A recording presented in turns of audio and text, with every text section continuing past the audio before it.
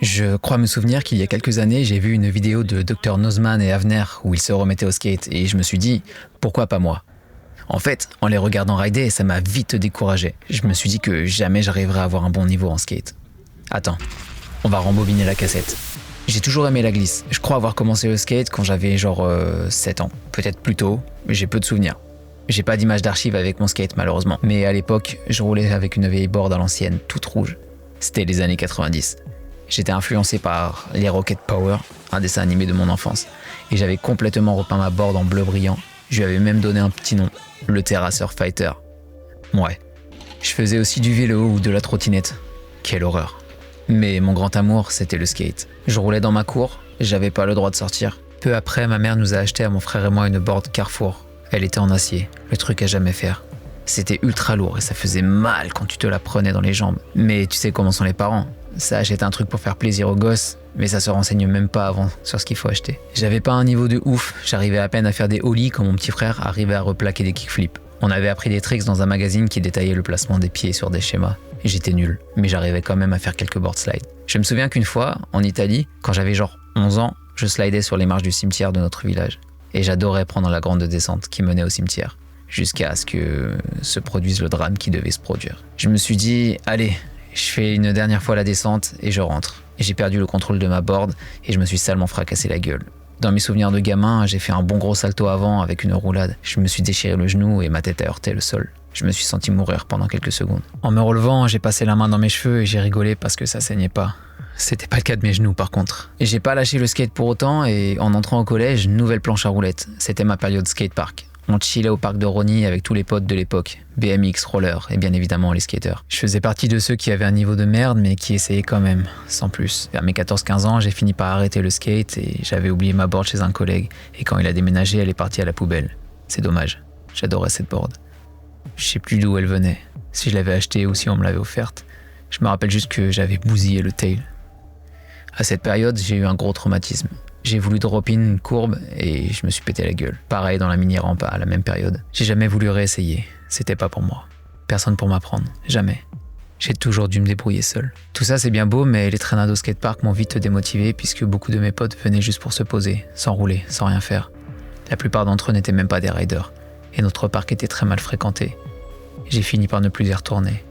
J'y avais pas ma place. D'ailleurs, quand j'étais ado, je traînais beaucoup sur URC et mon pseudonyme c'était Juju Skater Métalleux du 93. Ringard, ouais, je sais. Mais je l'ai gardé longtemps et si j'ai finalement opté pour Skyhard à la place, c'est parce que je ne me sentais plus appartenir à la case des skaters, donc ça me servait plus à rien de l'afficher fièrement dans mon pseudo. Vers mes 16 ans, j'ai découvert Cavalère et là, ce fut le coup de cœur. Une ville merveilleuse, dans laquelle je me sens bien, avec un parc en béton plutôt qu'en bitume, et surtout, je m'y suis fait une vraie bande de potes skateurs. Le bonheur, mes meilleurs amis, mes meilleurs souvenirs, ma meilleure vie. On traînait tout le temps au skatepark, on y passait nos soirées, nos après-midi, nos nuits, nos matinées, notre vie. J'avais pas de board, mais je taxais celle de mes potes. Cavalère, j'y allais régulièrement. Et quand je dis que j'y ai grandi, c'est parce que tous les 2 mois j'étais là-bas. J'y allais pas en touriste seulement l'été. Mais quand j'y allais l'été, c'était skatepark, skatepark, skatepark. Donc chaque été, je me remettais au skate. Je passais par Lyon récupérer mon pote sur la route et on allait skater là-bas avant de descendre à Cavalère. L'année de mes 25 ans, j'entre en dépression. J'ai envie de tout foutre en l'air et je dois changer de vie. Cavalère, je m'y suis installé pendant 1 an avec un de mes meilleurs potes que j'avais rencontré là-bas presque 10 ans plus tôt, celui de Lyon. Il m'a offert une board cliché sur laquelle j'ai tout réappris. Il m'a enseigné beaucoup de choses. Les années qui ont suivi ont été catastrophiques pour moi. Le skate, je m'en servais à peine pour rouler d'un point A à un point B. J'ai énormément régressé alors que je savais déjà pas faire grand-chose. Du moins, j'étais à l'aise sur ma planche sans pour autant claquer des tricks. Donc, retour à Rosny. Je commence à bosser. J'ai aucun rider dans ma nouvelle bande de potes. Ça parle boulot entre YouTube et l'audiovisuel de manière générale. Je me lasse. Les années passent. 2021, c'est le coup de grâce. La femme de ma vie me quitte et je me retrouve au fond du trou, dans ma tête et dans ma vie. J'ai plus rien à perdre. Avec Kickban, en novembre, on tourne le clip de Time Time dans lequel Remouk et moi on fait un peu de skate. Et le côté amateur est hyper assumé. C'est de l'autodérision. Mais ça y est, c'est le déclic. C'est décidé, je me remets sérieusement au skate. J'ai besoin de me vider la tête, de penser à rien d'autre si ce n'est que de savoir comment je vais me rattraper en tombant. J'ai besoin de progresser. Je veux progresser. Donc je m'y remets. Je rencontre une nouvelle bande de potes, encore, mais qui font du roller. C'est pas grave. Ils me motivent de ouf. J'achète des Vans exprès pour skater parce que jusqu'à présent je roulais qu'en Rangers. On se lance des défis, on ride tous les jours sur 2022 de mai à octobre. On fait des projets ensemble. Je prends un niveau en 5 mois comme jamais j'ai pris en 25 ans. Depuis, je parcours la France entière pour tester des skateparks différents, prendre des conseils qu'on peut me donner, tester des choses, faire mes erreurs, réapprendre. J'ai 25 ans de mauvaises habitudes à me défaire pour pouvoir progresser. Et je prends un plaisir de dingue à rouler. Je suis pas sportif et en plus j'ai un handicap.